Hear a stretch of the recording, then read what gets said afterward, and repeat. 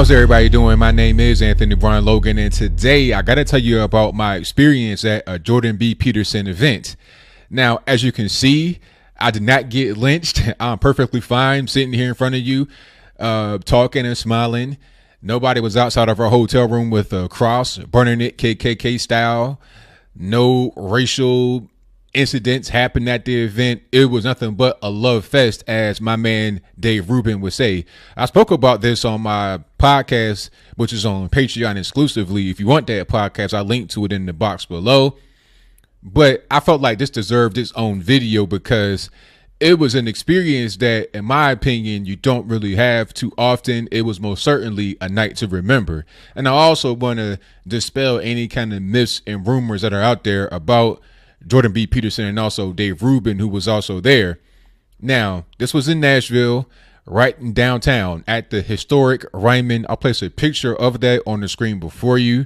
It's not the best picture, but forgive me, I do not have this fancy schmancy phone. I have a blue phone, but that's a different story, and I digress. Lovely auditorium, lovely people. Everybody was super nice. I think even Dave Rubin commented on that, maybe on his Twitter. He definitely said it when he was there at the actual place. That's one thing I noticed about Tennessee, living here in Chattanooga, is that everybody you meet, for the most part, is just super nice, just very good people down south. Southern hospitality is most certainly 100% in effect here, and it was also in Nashville. Now, it was a lot happening in downtown. You have the historic Rubin where the event was happening. You also had a lot of different things that were surrounding the actual place. You have the arena where the NHL team Predators play. You have the Grand Ole Opry. You have the Country Music Hall of Fame. You also have across the river the Tennessee Titans Stadium. So there was a lot going on in this particular location. As far as the actual event, it was fantastic. Dave Rubin came out and he was kind of the opener. He warmed the crowd up. He does stand up. I'm not quite sure if he was doing stand up here or not, but I guess he was in a way. He was just warming the crowd up. I think he did a fantastic job of doing that. Jordan B. Peterson comes out. He speaks about a variety of social issues.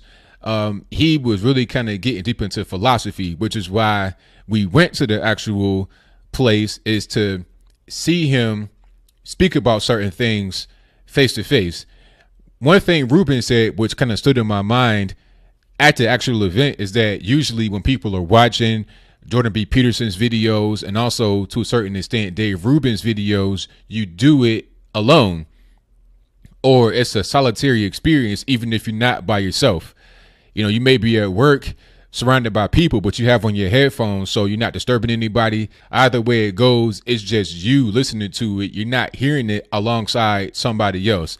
In the same way, if you're at home or whatever, it's usually a solitary experience, but being able to be in a crowd full of people that all are, I don't want to say the same, but are like-minded, it was a great experience.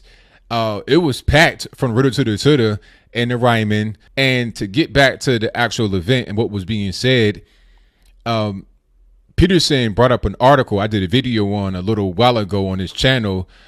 And the title of the article was something along the lines of, "Why Can't We Hate Men?"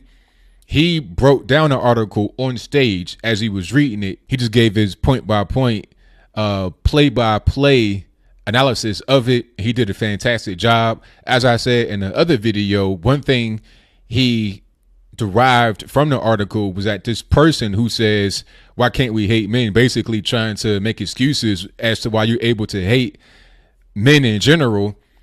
One thing that she was doing was lumping all men into a group and then trying to assign some kind of blanket blame and then retaliatory response, which is the same thing that was done during Nazi Germany, during Russian communism, same thing with China, same thing with Cambodia, et cetera, so on and so forth. So that's how it's very dangerous. But aside from that, it was a good talk.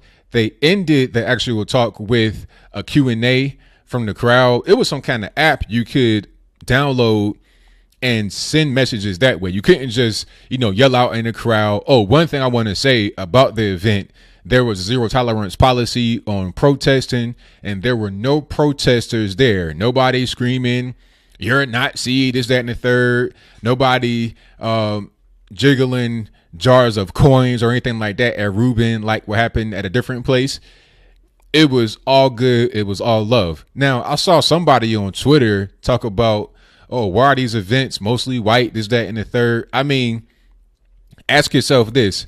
How many people that look like me are interested in psychology professors? I mean, you tell me, how many people are you going to go see on the street that look like me that are interested in going to pay to see a psychology professor? We're just not really that interested in that kind of stuff for the most part. It is what it is. It's not necessarily a good or a bad thing. It just is what it is. Okay. And then beyond that, you're talking about Nashville and the surrounding area. Tennessee is majority white anyway. So what do you expect? It was majority white in there, but I did not feel uncomfortable. I did see a few so-called non-white faces in there. Matter of fact, you know, you had the two of us. We're there. We are black. And then there was a guy that was in front of me who was black.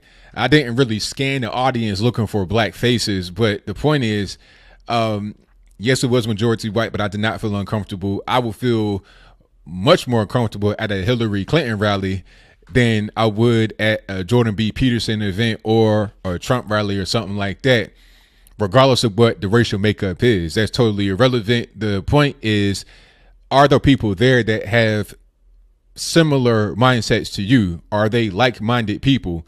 I feel much more at home with like-minded individuals than I do around those who aren't. I was able to talk to a few people that were there.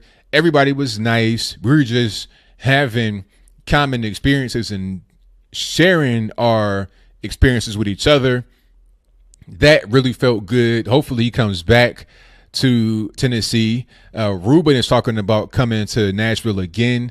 I forget who he said he wanted to bring. It wasn't Jordan B. Peterson, but it was somebody else. Not that he didn't want to come back with Jordan, but he was just saying maybe he's able to do a thing where he's a headliner and then have somebody else play the role that he played for Jordan B. Peterson. That'd be great. I'd love to go see him. I would love to even be like on a panel show in Tennessee with Rubin moderating. That'd just be great. Overall, my experience, I give it an A+. If you are kind of afraid to go because there's going to be all these white people, or you're afraid to go because you're going to be judged and all of that, nah, go, enjoy yourself. Don't be afraid. And matter of fact, as I close, I want to say this. Jordan B. Peterson is a funny guy. He was kind of cracking a few jokes, but like I would say unintentionally so. He's one of these guys that has dry humor. He's not really trying to be a clown or anything on stage. He's not trying to be a clown on stage. But what I was always told when you're talking about comedy is that the best comedy comes from reality. It comes from real life. And he was able to bring that to the table. Him and Rubin. Rubin, I think, is more of a stand-up comedian. He may want to go down that route eventually, but Jordan B. Peterson is more of a pure facts, figures, that kind of guy. And the way he says things in a matter-of-fact way can be funny, even if he doesn't intend it to be. So you'll have a good time if you are thinking about going and you're kind of on the fence. Go ahead and go. Enjoy yourself.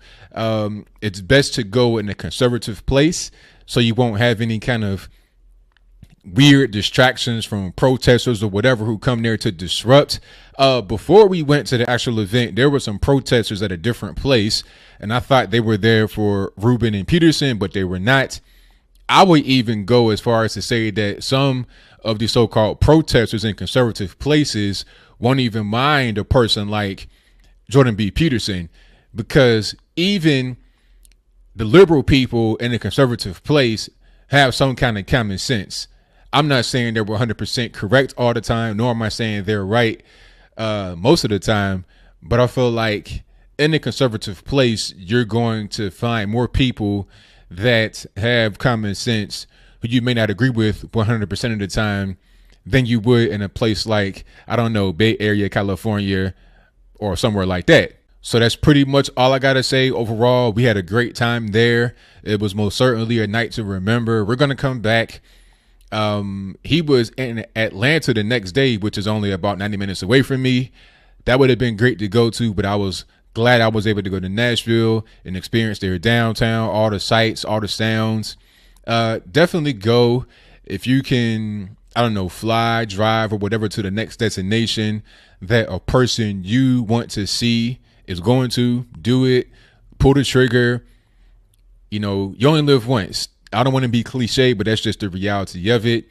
My experience was great. Like I said from the beginning, nobody lynched me. Nobody had any kind of racial negative things to say about me. There was nothing mentioned about race in the crowd. Everybody there were just like brothers and sisters listening to a good speaker speak.